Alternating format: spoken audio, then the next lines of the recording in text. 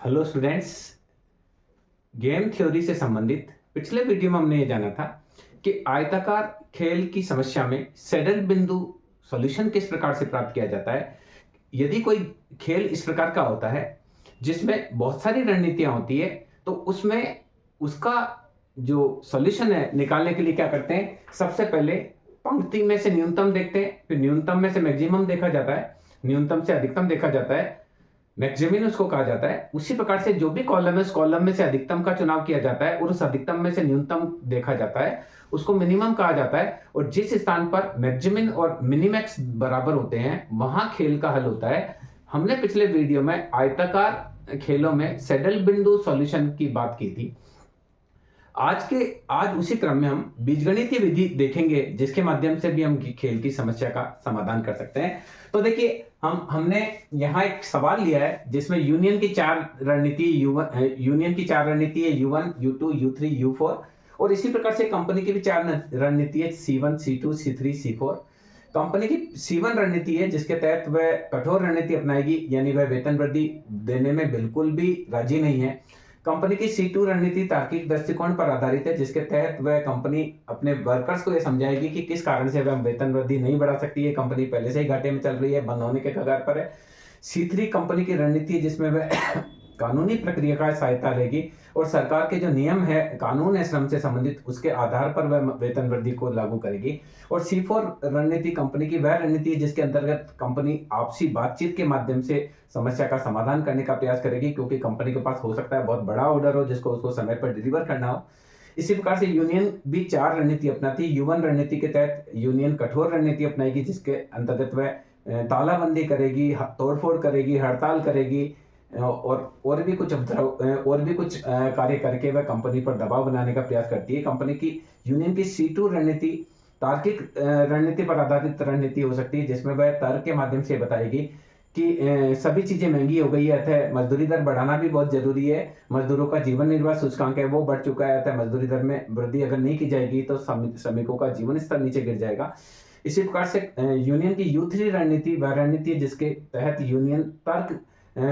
Union भी कानूनी सहायता लेगी और जो सरकार की न्यूनतम मजदूरी है उसको निर्धारित करेगी और श्रम कानूनों के तहत अपनी मजदूरी दर बढ़ाने का प्रयास करेगी। इसके अलावा U4 रणनीति जिसके अंतर्गत यूनियन भी आपसी बातचीत से समझौतावादी रूप के माध्यम से समस्या को समाधान करने का प्रयास करेगी। तो हमने यहाँ देखा कि यदि कंपनी C1 और U1 C1 रणनीति अपनाती है तो कंपनी को 25 रुपए मजदूरी बढ़ानी पड़ती है।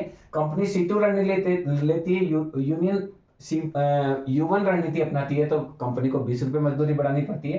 कंपनी के द्वारा C3 रणनीति का अपनाया जाता है, यूनियन के द्वारा U1 रणनीति को अपनाया जाता है तो 17 रुपए बढ़ते हैं। और यदि कंपनी समझौतावादी दृष्टिकोण रखती है और यूनियन कठोर दृष्टिकोण रखती है तो कंपनी को 40 रुपए तक वेतन वृद्धि बढ़ानी पड़ती है। तो ये सारी रणनीतियां हमने दे रखी है।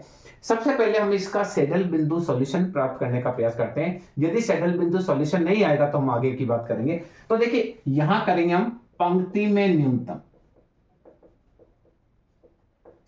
देखिए, पंक्ति में न्यूनतम, इस पंक्ति में सबसे न्यूनतम संख्या है 17, इस पंक्ति में सबसे न्यूनतम संख्या है 30, इस पंक्ति में सबसे न्यूनतम संख्या है 7, इस पंक्ति में सबसे न्यूनतम संख्या है 0। अब देखिए, न्यूनतम में अधिकतम, न्यूनतम में अधिकतम,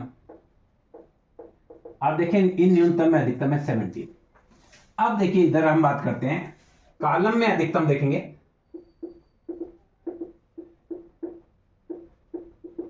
कॉलम में अधिकतम, इसमें अधिकतम होता है 45, इस कॉलम में अधिकतम संख्या है 20, इस कॉलम में अधिकतम संख्या है 24, इस कॉलम में अधिकतम संख्या है 40।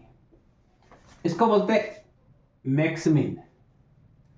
न्यूनतम में अधिकतम जो संख्या है उसको बोलते हैं मैक्सिमिन।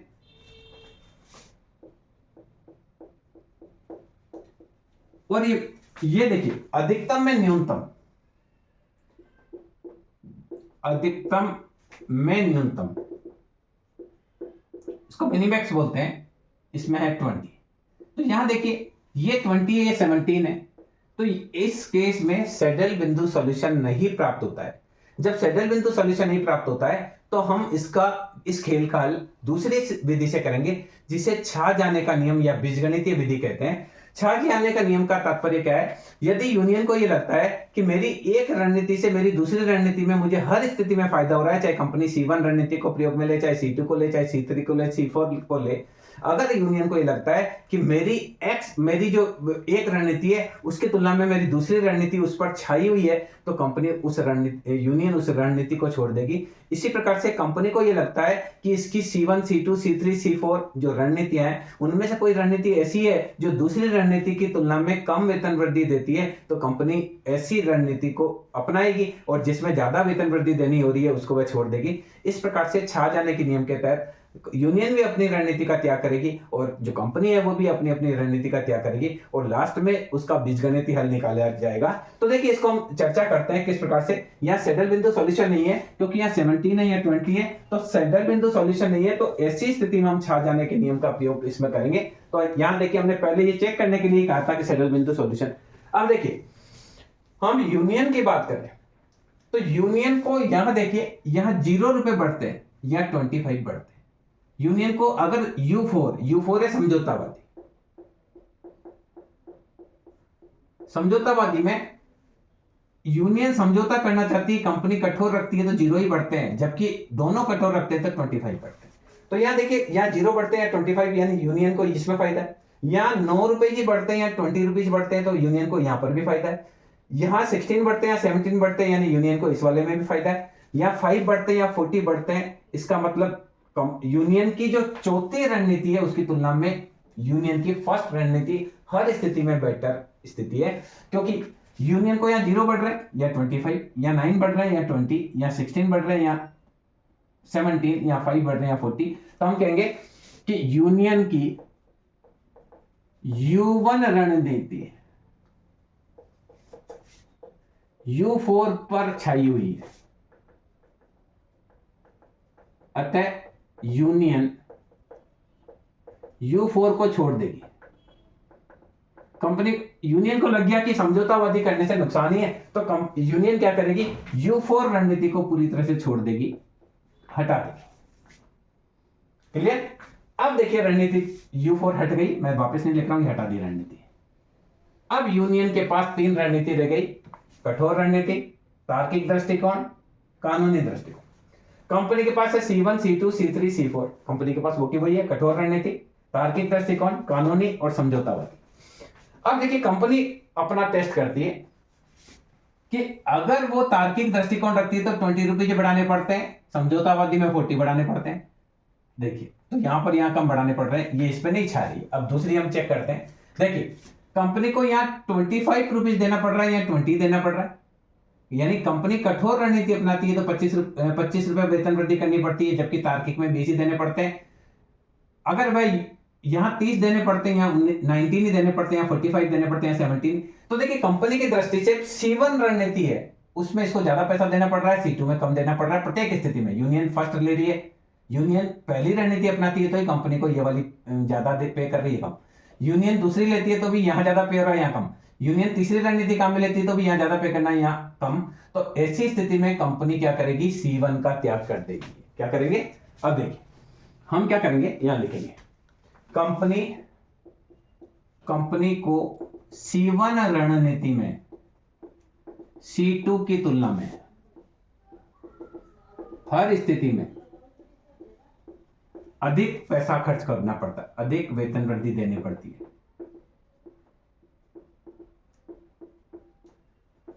अतः कंपनी C2 को छोड़ देगी, ये छात्र।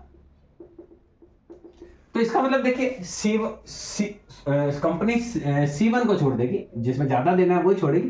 तो यहां देखिए कंपनी की C2 रणनीति C1 पर छाई हुई है, क्योंकि C2 में कंपनी को हर स्थिति में कम पैसा देना पड़ रहा है या ज्यादा देना पड़ रहा है, तो कंपनी C1 का त्याग कर देगी। क्लियर? तो अब कंपनी C1 का त्याग कर देती है, या मैंने लिखकर आपको बता दिया।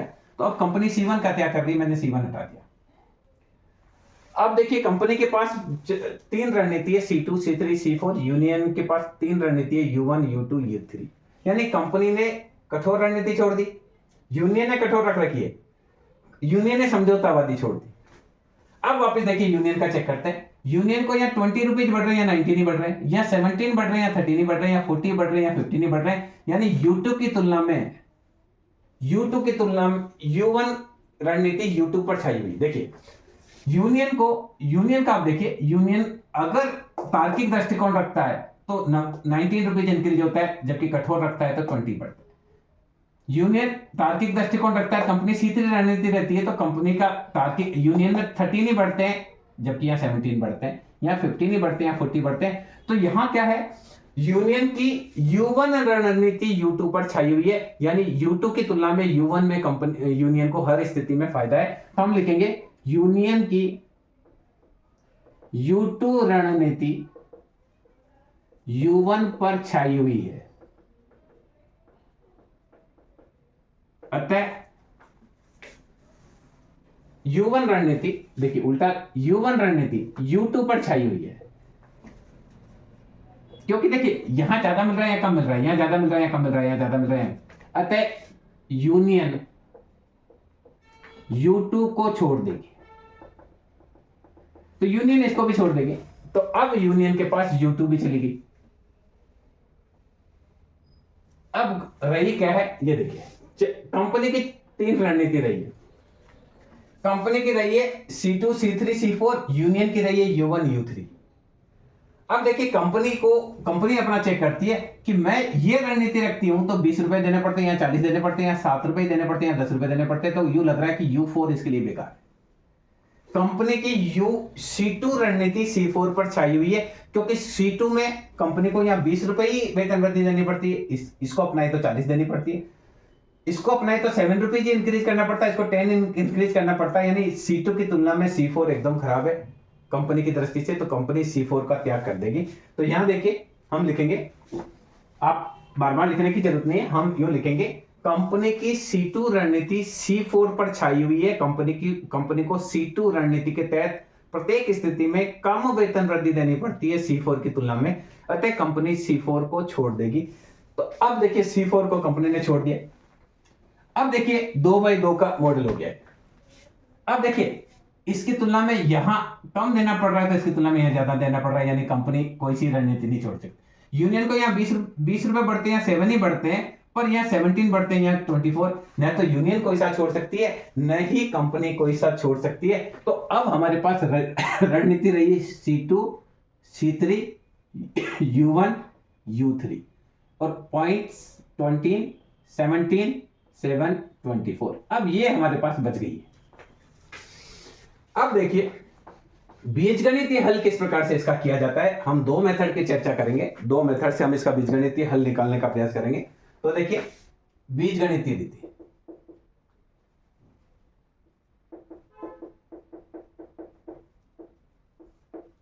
देखिए बीजगणितीय रीति में क्या करेंगे, हम ये मानकर चल रहे हैं कि ये तो है P और ये है 1 माइनस P यूनियन की दृष्टि से, और ये है Q और ये है 1 माइनस Q। तो देखिए यूनियन का हम देखते हैं, तो यूनियन का फर्स्ट रणनीति और सेकंड रणनीति। तो फर्स्ट रणनीति हुई 20P plus 7 1 minus P। Union की पहली हुई 20P प्लस 7 1 माइनस P, और बराबर है, या तो इस रणनीति से काम करिए, इस पर करे तो ये 17P प्लस 24 1 माइनस P। क्या करना है, यूनियन की दृष्टि से पहली रणनीति P टाइम काम में ली, दूसरी रणनीति 1 माइनस P समय काम में ली। इसके अलावा यूनियन ने ये बराबर है कि ये पहली रणनीति 17 टाइम्स काम में ले और 24 टाइम्स 1 माइनस P काम में ले। इसको सॉल्व करते हैं तो आएगा 20P plus 7 minus 7P is equal to 17P plus 24 minus 24P। 17 से गए तो यहाँ 13P प्लस 7, यहां होगा 24 माइनस 7P। अब 7P इधर आया तो है 13P plus 7P, that is 24 minus 7। तो 20P इज इक्वल टू 17, तो P इज इक्वल टू 17/20, यानी यूनियन है वो 17/20 17/20 समय पहली रणनीति को काम मिलेगी। क्या करेगी ये सब, तो हम क्या लिखेंगे, दूसरा होता है 1 माइनस P, दूसरा होता है 1 माइनस P बराबर 1 माइनस 17/20, 20 माइनस 17 दैट इज 3/20। अतः यूनियन 17/20 प्रथम रणनीति को काम मिलेगी,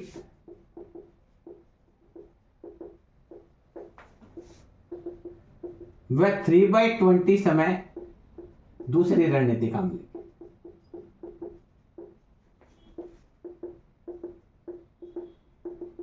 ये आपके पॉइंट्स आ गए यूनियन के 17/20 एंड 3/20। अब देखिए खेल का हल कैसे निकालना है, फिर उसका भी हम करके देखेंगे, कंपनी का भी करके देखेंगे। खेल का हल कैसे निकालना है वो भी आप समझ लीजिए। खेल का हल, ये क्या कर रही है, 17/20 पहली रणनीति काम में ले रही है जिसमें 20 का फायदा है, और 3/20 दूसरी रणनीति काम में ले रही है जहां 7 रुपीज है। तो ये आपका हुआ 17, 20 से 20 कटा, प्लस 20, 21/20, 1.05, that is 18.05। तो this is the result of game, that is 18.05, यानी खेल का हल आएगा 18.05। अब देखिए ये तो यूनियन की तरफ से था, अब हम कंपनी की तरफ से देखते हैं। तो देखिए कंपनी का हम निकालते हैं, फिर मैं दूसरा मेथड भी बताऊंगा, जो मेथड आपको अच्छा लगे आप उससे कर सकते हैं। कंपनी की दृष्टि से हम देखेंगे तो देखिए कंपनी का आप देखेंगे तो यहां क्या आएगा, 20 और 17। देखिए यूनियन का हमने यूं लिया था, देखिए यूनियन का आप यूं लेंगे और कंपनी का आपको ऐसे लेना है, ये ध्यान रखना है। क्लियर? तो ये देखिए 20Q प्लस 17 1 माइनस Q बराबर 7Q प्लस 24 1 माइनस Q। ये Q डिनोट कंपनी का डिनोट कर रहा है, एक्स वाई से भी आप डिनोट कर सकते हैं, पीक्यू से भी डिनोट कर सकते हैं। तो यह है 20Q 17 minus 17Q 7Q plus 24 minus 24Q। इधर बचा 3Q प्लस 17, इधर बचा 24 माइनस 17Q। तो 3Q 17Q इधर आया प्लस का हो गया, 24 माइनस 17, तो 20Q इज इक्वल टू 7, तो Q इज इक्वल टू 7/20, और 1 minus Q that is 1 minus 7/20, that is 13/20, 20 minus 7/20 that is 13/20। तो यहां कंपनी जो होगी, कंपनी क्या करेगी, 7/20 टाइम्स तो पहली रणनीति काम में लेगी, और 13/20 टाइम्स दूसरी रणनीति काम में लेगी। आप क्या लिखेंगे इसका रिजल्ट, कि कंपनी के द्वारा 7/20 टाइम्स पहली रणनीति को प्रयोग में लिया जाएगा, और 13/20 टाइम्स दूसरी रणनीति को प्रयोग में लिया जाएगा। तो यहां देखिए खेल का हल, पहली रणनीति ये काम में ले रही है 7/20 टाइम्स, और दूसरी रणनीति काम में ले रही है ये 13/20 टाइम्स। तो ये आएगा 7 प्लस 11.05 दैट इज 18.05। पहले भी खेल काल यही था 18.05, और अब भी खेल काल आता है 18.05। इस प्रकार से बीजगणितीय विधि के माध्यम से आप गेम्स का जो खेल का हल ज्ञात कर सकते हैं, गेम थ्योरी का रिजल्ट प्राप्त कर सकते हैं। एक दूसरा और मेथड है जो हम आपसे चर्चा करना चाहेंगे, वो भी आप यूज कर सकते हैं। देखिए दूसरा मेथड जो है उसका आप समझ लीजिए। हमको क्या करना है, दूसरा मेथड बीजगणितीय विधि देखिए, A11 A12 A21 A22, ये अवयव है। पहली पंक्ति का पहला अवयव 1 1, पहली पंक्ति का दूसरा अवयव 1 2, दूसरी पंक्ति का पहला अवयव 7, दूसरी पंक्ति का दूसरा अवयव 24। तो मैं लिख सकता हूं A11 का मान है 20, A12 का मान है 17, A21 का मान है हमारे पास है 7, A22 का मान है 24। अब देखिए यूनियन का हल निकालना है। यूनियन, या इधर वाले को x मान लेते हैं। इसके लिए आप क्या करेंगे, ये करेंगे A22 minus A21 divided by A11 plus A22 minus A12 plus A21। अगर आप y का निकाल रहे, कंपनी का निकाल रहे, तो कंपनी के लिए y यूज कर सकते हैं। तो आप क्या करेंगे, A22 माइनस A, दूसरा वाला ये वाला 12, नीचे वो का वही लेना है, A11 plus A22 minus A12 plus A21। और खेल का हल फिर मैं आपको करके बताऊंगा, खेल का हल निकालना है तो क्या करेंगे, नीचे वाली की संख्या को यूं कहीं दो, A11 plus A22 minus A12 plus A21, और इसी को अंदर ऊपर मल्टीप्लाई में कर दिया, प्लस है ना, इसकी जगह मल्टीप्लाई कर दो।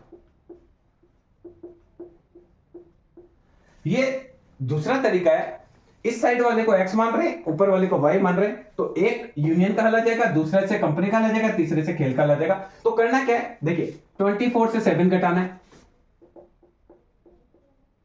डिवाइडेड बाय 20 प्लस 24, देखिए 20 प्लस 24 माइनस 7 प्लस 17। तो फर्स्ट वाले के लिए रणनीति आ जाएगी 17 upon 44 minus 24, that is 17 upon 20। तो पहली रणनीति आएगी यूनियन की 17/20 पहली रणनीति काम मिलेगी, और यूनियन 3/20 टाइम्स दूसरी रणनीति काम मिलेगी। ये यूनियन की रणनीति आ गई। पिछली बार भी हमने किया था तो वही आया था कि फर्स्ट की 17/20 आई थी, और 71 में से 17/20 को घटाएंगे तो दूसरी 3/20 आएगी। दूसरे का हल देखते हैं। अब आपको क्या करना है, 24 माइनस 17, पहले इसमें से इसको घटाया था, अब इसमें से इसको घटाना है, डिवाइडेड बाई वही नीचे वो का वही 20 प्लस 24 माइनस 7 प्लस 17। तो यहां आपका आएगा 24 से 17 घटेगा तो आएगा 7/44 माइनस 24, दैट इज 7/20 पहली रणनीति, और 13/20 दूसरी रणनीति। पिछली बार भी हमने जो उस विधि से किया था तब भी यही आया था कि कंपनी 7/20 टाइम्स पहली रणनीति को काम मिलेगी, 13/20 टाइम्स दूसरी रणनीति को काम मिलेगी। तो देखिए जो कुछ कर रहे हैं एकदम क्लियर आपको समझ में आना चाहिए। थर्ड में आपको क्या करना है, देखिए ये 20 प्लस 24 है, ये 7 प्लस 17 है।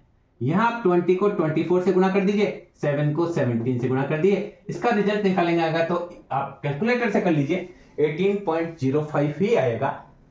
तो इस प्रकार से देखिए हमने यहां दो मेथड की चर्चा करी। आयताकार खेल के जो समस्या है उसमें जब सैडल पॉइंट सॉल्यूशन नहीं प्राप्त होता है तो आप उसको छा जाने वाले नियम के माध्यम से करेंगे, जिसमें जो यूनियन की रणनीति दूसरी रणनीति की तुलना में बेटर होगी यूनियन उसको रखेगी, कंपनी की जो रणनीति दूसरी रणनीति की तुलना में बेटर होगी उसको वह रखेगी। या कई बार ऐसा भी होता है कि अगर कंपनी है उसकी दो रणनीतियों का औसत तीसरी से बेटर है तो वह तीसरी को छोड़ देगी, औसत जिनका अच्छा हो रहा है उसको रखेगी। इसी प्रकार से अगर यूनियन की दो रणनीतियों का औसत तीसरी से बेटर होता है तो वह बेटर औसत वाली रणनीतियों को रखेगी, दूसरे को छोड़ देगी। तो बेटर औसत वाली रणनीति किस प्रकार से होती है उसकी चर्चा भी हम अगले सवाल में करेंगे। हम 2-3 सवाल इसके करेंगे ताकि आपको अच्छी तरीके से बीजगणितीय विधि भी समझ में आ जाए और जो हम छा जाने के नियम के माध्यम से कर रहे हैं वो भी समझ में आ जाए। तो मैं समझता हूँ इस वीडियो के माध्यम से आप समझ पाए होंगे कि आयताकार जो खेल की समस्या होती है उसमें किस प्रकार से हम मिश्रित रणनीतियों का प्रयोग करते हुए खेल की समस्या का समाधान कर सकते हैं। और उसके लिए दो मेथड है, इस मेथड से भी आप कर सकते हैं, और जो पहले मेथड हमने किया था p + 1 - p q + 1 - q, वो दोनों मेथड है, दोनों मेथड से एक ही रिजल्ट आता है। आपको जो इजी लगता है उस मेथड को आप यूज कर सकते हैं। मैं ऐसे ही 2-3 सवाल और कराऊंगा ताकि बहुत अच्छी तरीके से आपको कॉन्फिडेंस हो जाए कि गेम्स की थ्योरी आती है तो आप उसको हल कर पाएंगे, ऐसा मेरा ये मानना है। धन्यवाद।